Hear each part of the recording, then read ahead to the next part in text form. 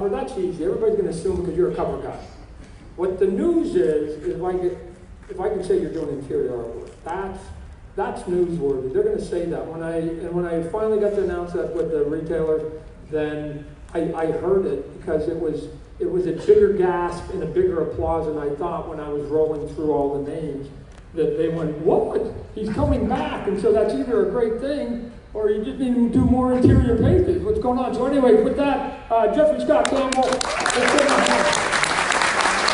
Oh, here's a couple of good pages up here too. So, let me also tell you, here's how I get somebody like Scott. That you just go up to him and to Scott Snyder, now I'm going to Scott Snyder's point, when I phone somebody to do artwork for me, I open up every sentence with, what do you want to draw? There is nothing that you like, if you were drawing for me, that I can't make a story out of, and it makes sense. So if you say, I like volcanoes and elephants, I'll make a story somehow with those two things, because you'll draw the best volcanoes and elephants you'll ever see, and it will show on the paper, and it will be exciting to the audience. And so put what you're passionate about on the page. What is that? I'll make it work.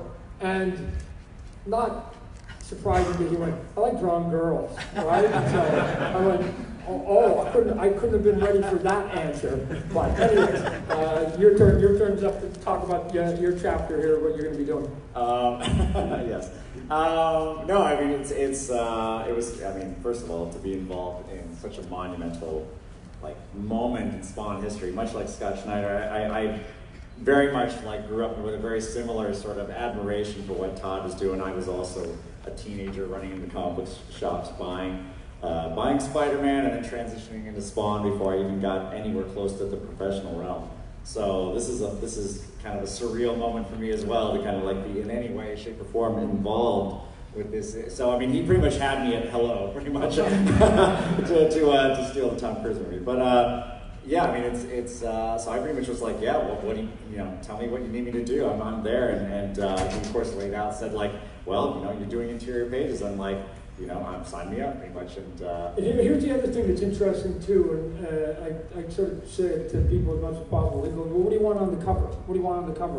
I don't want to be the art director for people who've been doing it for 20 years, right?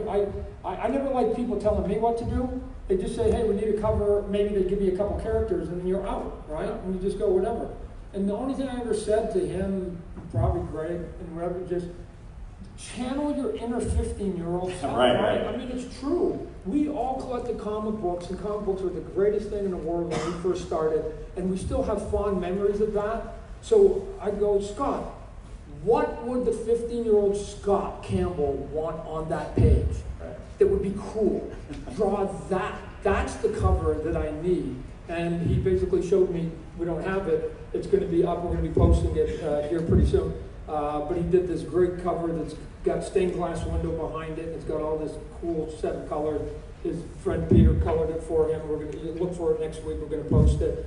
And he went to town on it because I just go, cool. You can sell cool every day of the week. So. Well, it doesn't hurt that, that was easier said than done to tap into the 15-year-old version of me, because that was the version of me that was buying Spider-Man, was buying Spawn. I mean, I was in my teens when I was buying that stuff. So to tap into that mindset is actually surprisingly easy. I mean, it's especially too, I've always kind of tried not to let go of that even all through the years I've been drawing comic books. So to me, that was you were speaking my language when you said that pretty much. And even to these two pages here, wow, this is a setup to a story, but what's really cool is the best stuff still yet to come, because this is still kind of in my Danger Girl kind of way of drawing, but there's monsters coming up. They're so fun to do.